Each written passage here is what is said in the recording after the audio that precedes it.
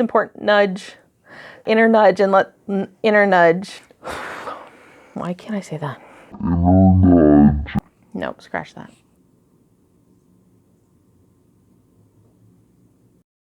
Hey guys, Sam here from Mind Over Miracles with Samantha Nicole, and in today's video, we're going to be talking about how to choose a quantum healer.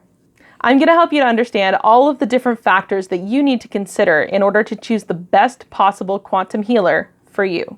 If this is your first time here, then welcome. My name is Sam, and I am a quantum healer and intuitive channel, and on this channel, we discuss quantum healing hypnosis, spirituality, and personal development.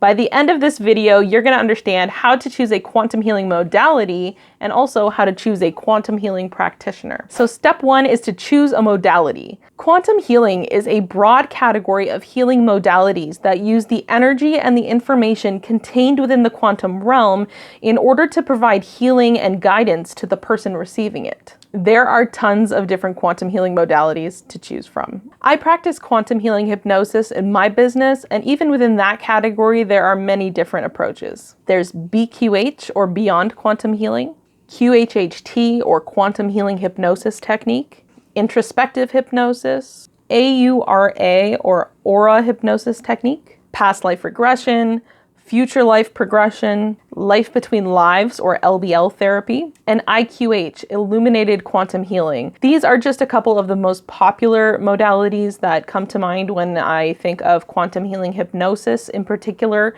These are the ones that are going to use hypnotic techniques as part of the modality. And if you're interested in learning a little bit more about each of the different modalities that I'm going to be talking about in today's video, you can go ahead and check out my blog post. I'll link it in the description box below, and there I'll just talk a little bit more about each of the different modalities and how to differentiate them between one another.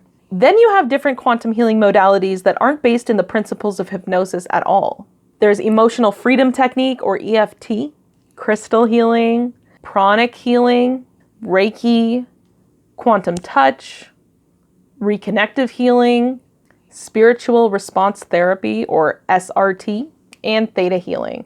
Now, as I mentioned, these are all just examples. There are many, many different healing modalities to choose from. These are some of the most popular. When choosing a modality, it's really important to consider any restrictions that might be in place and weigh that against your personal needs. For example, are online sessions available? Some modalities don't allow for online sessions, but if you're in a remote area or you're unable to travel for whatever reason, then an online session might be necessary. On the other hand, if you're somebody who has absolutely no privacy at home and isn't likely to get any on the day of your session, then it's probably better for you to meet with someone in person.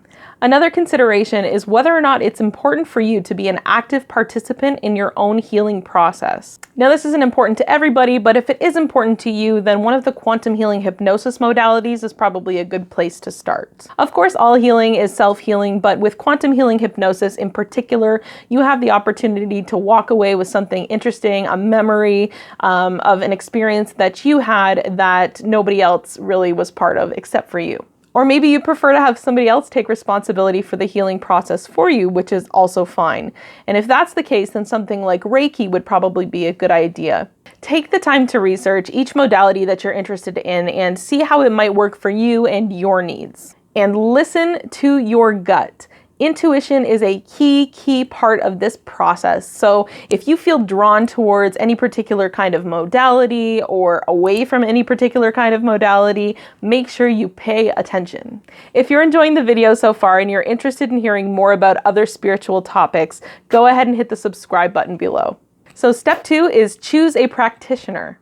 Once you've narrowed down a modality, you are ready to start researching practitioners. QuantumHealers.com is a really awesome resource for this.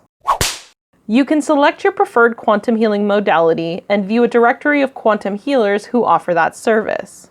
Each practitioner has a profile where you can take a look at their photo, find their website and social media links, read a description, and check out testimonials. Now, I want to take a minute here to mention that even if pricing is a really important factor for you, it's very important to not simply choose the cheapest option. Take your time researching and look for a practitioner who's within your price range, but who also resonates with you. If you can't find somebody who meets both of those criteria, then it might be a better idea to wait and save up for the practitioner that you really want to work with. Look at a photo or a video of them if possible and ask yourself if you feel like you resonate with their energy. What kind of vibes are they giving off? Do you feel like you could get along? Ultimately, like I said before, the most important factor in choosing a quantum healer and a quantum healing modality is that you listen to your gut. Your intuition is always guiding you to the people, things, and experiences that are going to serve you best. So learn to listen to that inner nudge and let that be the most important factor in your decision-making process. If you feel like you're resonating with me and my energy and you're interested in booking an online quantum healing hypnosis session with me, you can go ahead and fill out my intake form. It's in the description box below. But that is all for me today, peeps. Until next time, namaste and have a beautiful day.